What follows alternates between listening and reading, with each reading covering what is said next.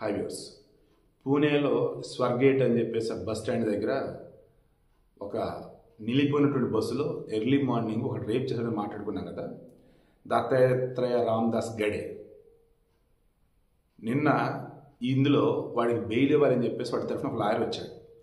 నిజంగా అనకూడదు కానీ మరి కొంతమంది లాయర్కి బుద్ధి బుర్ర జ్ఞానం ఉండదో, లేదు అవతల ఎయిడ్స్ పేషెంట్ అయినా సైకోగాడ్ అయినా, ఎయిడ్స్ పేషెంట్ తప్పు చేయట్లేదమ్మా, తప్పుగా అనుకోవద్దు.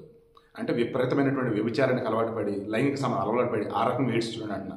పాపం అంతేగాని అన్యాయంగా ఎయిడ్స్ చూడండి ఒక మాట తలుచుకోవాలి. ఓకే, అంటే సింపుల్గా ఏం చెప్తున్నానంటే, అవతలోళ్ళు భయంకరమైన తప్పులు చేసి ఆసుపత్రికి వచ్చిన ట్రీట్మెంట్ చేసే వైద్యులలాగా అవతలోడు ఎన్ని మోసాలు చేసినా, ఎన్ని తప్పులు చేసినా వాడికి తరఫున నేను వాదిస్తున్నాను కాబట్టి వాడికి పాజిటివ్గానే వాదించాలని నేను అన్నట్టు కొంతమంది లాయర్లు ఉండటం చూసి కంపరం పడుతుంది నాకైతే.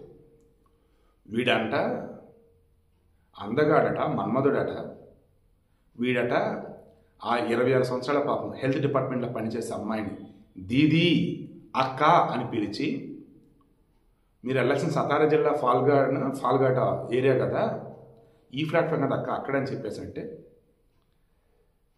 అదేంటి ఇక్కడే కదంటే, లేదు మారింది అక్కడని చెప్పి, ఆ బస్సు ఏంటి చీకటిగా ఉందంటే, లేదు లోపల అందరు నిద్రపోతున్నట్టున్నారు కాసేపట్లో కదిలిద్ది అని చెప్పేసి ఆమె బస్సు ఎక్కించి అక్కడ ఆమెను రేప్ చేశాడు.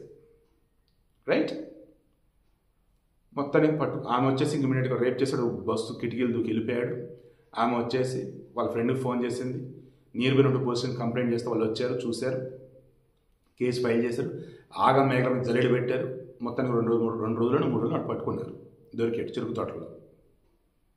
ఇప్పుడు వాడి తరఫున వాళ్ళసిన లాయర్ ఏం చెప్పాడు తెలుసా, అది అతి పెద్ద బస్ స్టాండ్, బోల్డ్ అయిన బస్సులు, ఎక్కడో దూరంగా ఉన్న బస్సులకు అసలు ఆమె ఎందుకు వెళ్ళింది, లోపల లైట్లు ఏములు తెలియట్లేదా, అంటే జనాలు ఎవరు కనిపించట్లేదు తెలియట్లేదా, ఎందుకు ఎక్కింది.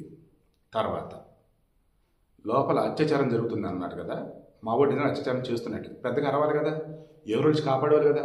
అంటే ఆ అమ్మాయి ఇష్టపడి వీడితో వెళ్ళింది, అండ్ వాడితో సెక్స్ అనేది ఇష్టమే కాబట్టి ఆ బస్సులో వాడితో పాటు పడుకుంది. పని అయిపోయిన తర్వాత ఏమనుకుందో ఏంటో కంప్లైంట్ చేసింది. సో అంత ఇష్టపూర్వకంగానే చేసింది, మా వాడు తప్పు ఏమీ లేదు, ఇద్దరు మేజర్లు. ఇది వాడి తరఫున వాదించిన లాయర్లు చెప్పింది. పోలీసులు రిమాండ్ రిపోర్ట్లో కోర్టుకి ఏం సబ్మిట్ చేసి తెలుసా, ఏ బస్సులో అయితే ఇన్సిడెంట్ జరిగిందో ఆ బస్సులో చాలామంది ఆడవాళ్ళ లోదుస్తులు ఉన్నాయి. ఈమె కాదండి, చాలామంది ఆడవాళ్ళ లోదుస్తులు. అండ్ అన్నింటికి మించిన ఘోరమైన విషయం, 100ల్లో కండోములు ఉన్నాయి. అంటే ఆ బస్సు అక్కడే ఉంది, ఎప్పటి నుంచి అక్కడే ఉంటుంది. అండ్ ఆ బస్సుని అసాంఘిక కార్యకలాపాలకి చాలామంది వాడేసుకుంటూ ఉన్నారు. ఇది జరిగింది, వీడు దొరికాడు. ఇంకా ఇంతమంది ఇన్సిడెంట్లు జరిగిన వాటిల్లో ఇష్టపడి వెళ్ళిన వాళ్ళు ఎంతమంది, ఇలా అనుకోకుండా వెళ్ళి పరువు బెదిని తలదించుకుని వెళ్ళిన వాళ్ళు ఎంతమంది. పూణే పోలీసులు, మహారాష్ట్ర ప్రభుత్వం ఉలిక్కిపడింది అనమాట ఈ ఇన్సిడెంట్కి సంబంధించి. ఈ వీడియో కంటెస్ట్ మీకు అర్థమైందా, ఫూలిష్గా ఉండొద్దు, అండ్ ఏ మాత్రం తెలియని వారు నమ్మి కనీసం ఒక అడుగు కూడా పక్క వేయకండి. It's my sincere request.